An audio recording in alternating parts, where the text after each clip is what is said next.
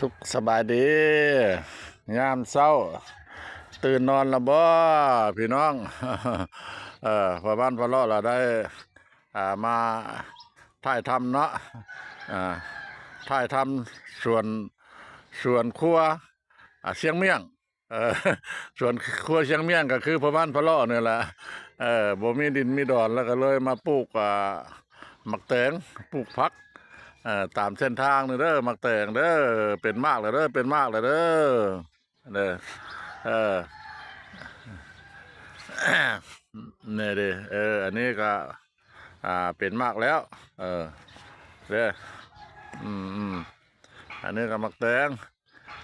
รวมยังน้อยอยู่ก็หลายนะรวมยังน้อยอยู่ก็หลายหลายได้อันนั้นไ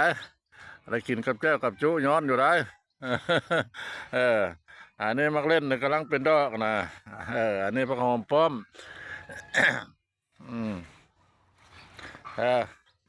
อันนี้ผักบัวผักบัวผักบัวผักบัวผักบัวอันนี้ผักอีตู้อันนี้เราผักอันนี้เด้ออันนี้เรายอดยอดทั่วลันเตาทั่วลันเตานี่เราเป็นของจีนเนอะ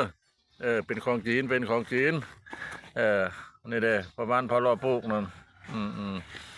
เด้มันเป็นแบบนี้